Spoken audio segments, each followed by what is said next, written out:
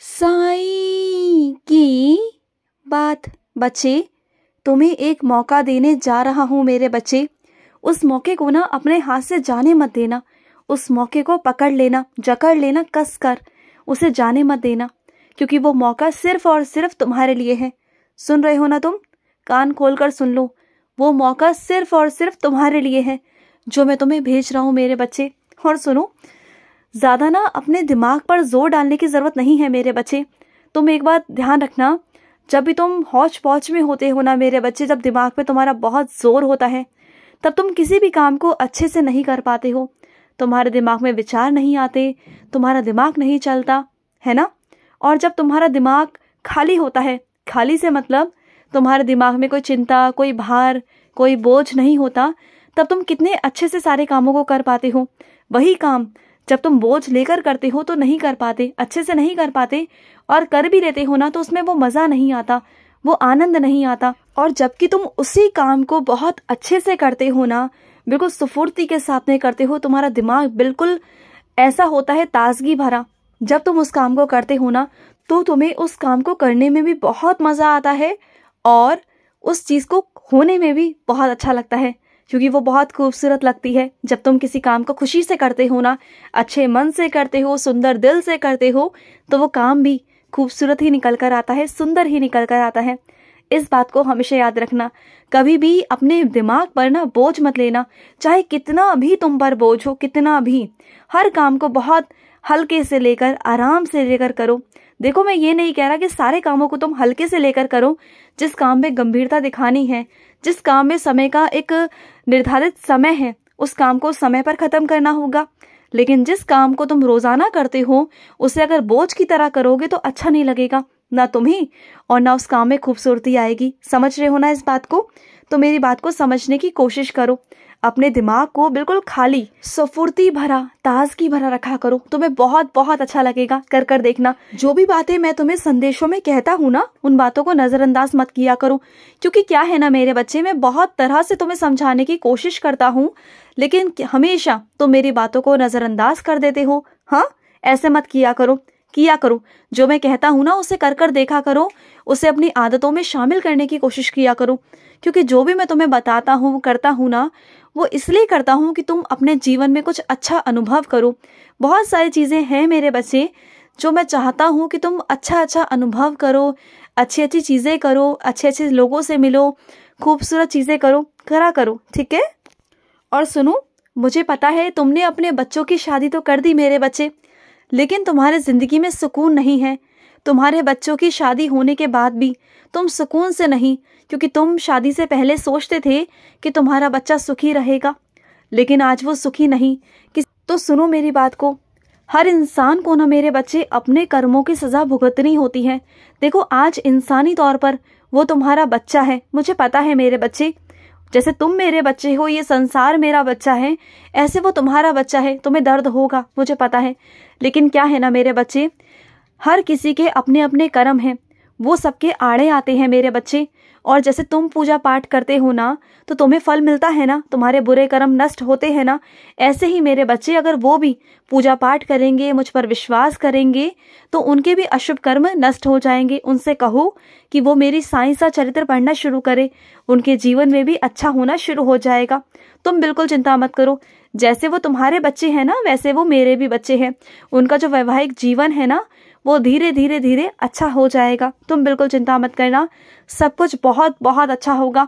अभी जो उनके जीवन में चल रहा है ना मेरे बच्चे, ना उन पर उनका खुद का जोर है, ना किसी सामने वाले का, ना तुम्हारा, किसी का कोई जोर नहीं।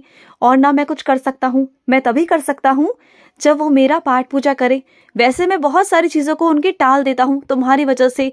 जब तुम मुझसे प्रार्थना करते हो, उनके लिए कुछ ना कुछ पूजा पाठ करवाते रहते हो, है ना, इस वजह से मैं बहुत सारी चीज़ों को उनके ज़िंदगी से टालता हूँ। लेकिन वही पूजा, आराधना, प्रार्थना अगर वो खुद से करेंगे ना तो उन्हें बहुत लाभ प्राप्त होगा, बहुत बहुत लाभ प्राप्त होगा। ये कहूँगा कि उनके जीवन से सारे कष्ट, सारी पीड़ा, सारे दर्द खत्म हो जाएंगे, सब कुछ खत्म हो जाएगा।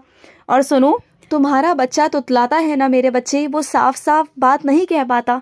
बोलना शुरू कर दिया है उसने, लेकिन फिर भी कहीं ना कहीं अटकता है, तुतलाता है। और तुम परेशान हो, जगह जगह भटक चुके हो ना, तो सुनो, उदी पर विश्वास है मेरी, हाँ है ना? तो सुनो, अब तुम्हें क्या करना है, जब भी तुम मेरी पूजा करते हो ना तो उदी का एक ग्लास भरकर रखा करो मेरे सामने और 11 वचन पढ़कर अपने उस बच्चे को पिलाया करो। मुझसे कहा करो कि साईं ये ग्लास है, इसमें उदी है बाबा, और मैं उस उदी जल को मैं अपने बच्चे को पिला रहा हूँ, और उस जल में शक्ति देना, उस जल में ऊर्जा देना कि मेरा बच्चा बोल सके, स्पष्ट वाणी पढ़ सके, स्पष्ट शुद्ध शब्द बोल सके।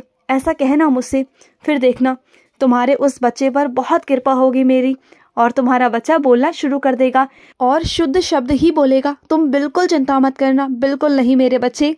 और सुनो, तुमने जो अभी अभी घर बनवाया है ना मेरे बच्चे, तुम्हारे उस घर पर बहुत लोगों की नज़र है मेरे बच्चे कि तुमने कैसे बनवाया, क्यों बनवाया, कहाँ से पैसा आया। ये सब लोग बहुत सोचते हैं मेरे बच्चे। तुम्हारे कुछ अपने ही हैं, क्योंकि बाहर वालों को तो कोई मतलब नहीं मेरे बच्चे, लेकिन तुम्हारे कुछ अपने ऐसे हैं जो हमेशा नजरें गड़ाए बैठे हुए हैं। तो सुनो, अपने घर के बाहर कुछ नजरिया टांग दो मेरे बच्चे, जिससे कि तुम्हारे घर पर कोई नजर ना लगे। आए दिन तुम्हारे घर में कुछ ना कुछ टूटता फूटता रहता है, आए दिन तुम्हारे घर की दीवारों में कुछ ना कुछ हो जाता है, कभी तुम्हारे घर में, कभी तुम्हारे सामान में कुछ ना कुछ नुकसान होता है। तो वो सब नजर है मेरे बच्चे, वो नजरा गया है तुम्हारा घर। अपने घर में या तो पूजा रखवाओ, मैं ज्यादा बड़ी पूजा रखने को नहीं कह रहा, चाहो तो तुम अपने घर के सदस्यों को बुलाकर ही घर में पूजा रखवा सकते हो, घर के या फिर आस पड़ोस के या फिर रिश्तेदार को बुलाकर, जो भी तुम्हें ठीक लगे, जैसा भी तुम्हें ठीक लगे। मेरी साईं सच्चरित्र का पाठ करो, कीर्तन करो, तुम्हें अच्छा लगेगा, मेरे भजन गाओ। ये सब करने के बाद जब सबको प्रसाद बांटोगे, सब कुछ करोगे ना, तो मैं तुम्हारे घर पर विराजित होऊंगा उस समय पर, और तुम्हारे घर को चारों तरफ बांध दूंगा। और जब पूजा करो ना तो अपने घर में चारों तरफ उदी डाल देना।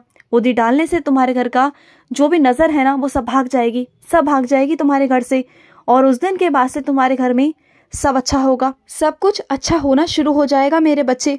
और सुनो, बच्चों को ना अभी से जैसे परवरिश तुम दोगे ना, वैसा बच्चा आगे चलकर बनेगा मेरे बच्चे। चाहे तुम छोटा बच्चा है ना, उसे अभी से थोड़ा थोड़ा सिखाओ, सबको संस्कार देना शुरू करे वो बच्चा, यानी कि सबको इज्जत दे, मान सम्मान दे, अभी से करो। अगर वो बच्चा अभी से सबके साथ में बदतमीजी करेगा, अभी वो बुरा किसी को नहीं लगेगा क्योंकि वो छोटा है, लेकिन जैसे जैसे उसकी उम्र बढ़ेगी, वो बढ़ता जाएगा ना, वैसे वैसे उसकी बातें लोगों को बुरी लगेंगी, और फिर वही लोग तुम पर उंगली उठाएंगे कि तुमने क्या सिखाया, क्या संस्कार दिए तुमने अपने बच्चों को। हाँ, तो अपने बच्चों को अभी से संस्कार दो, सबसे नमस्कार किया करे, सबके पांव छुआ करे, सबका आशीर्वाद लिया करे। धीरे धीरे धीरे कर कर अपने बच्चों में ये आदत डालो मेरे बच्चे।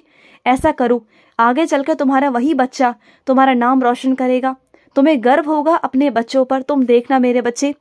और सुनो, जिस चीज में दिलचस्पी होना मेरे बच्चे, बस वही काम किया करो। हर चीज में हाथ पैर मारने की कोई जरूरत नहीं। जिस चीज में दिलचस्पी हो, जिस चीज में करने की रुचि हो, बस उसी काम को करो। अगर लोगों के कहने पर चलोगे कि ये भी करो वो भी करो, वहां से फायदा है वहां से नुकसान है, तो फिर तुम डोल जाओगे मेरे बच्चे, डालम डोल हो जाएगा सब कुछ। ना तुम ये कर पाओगे और ना वो कर पाओगे। तो काम वो करो जिसमें तुम्हें रुचि हो। शुरुआती दौर में तुम्हें थोड़ा कम लाभ होगा, लेकिन धीरे धीरे कर कर जैसे जैसे तुम्हारा काम बढ़ेगा उसमें से तुम्हें बहुत लाभ मिलेगा। और इसमें दूसरा फायदा भी ये है मेरे बच्चे कि तुम्हें उसमें रुचि है, और जिस काम में रुचि होगी ना, उस काम में थकावट कभी नहीं रहेगी। तो उस काम को करो जिसमें तुम्हें रुचि है, जिसमें तुम्हें दिलचस्पी है मेरे बच्चे। समझ रहे हो ना मेरी बात को? तो वो चीजें करो, और लोगों की बातों में बिल्कुल भी मत आया करो, ठीक है? और सुनो, अगर अभी कुछ नहीं हो रहा है ना, तो इसका मतलब समझ लो कि मेरी मर्जी नहीं है। बात को समझो। खुश रहो। आज का साई संदेश समाप्त हुआ।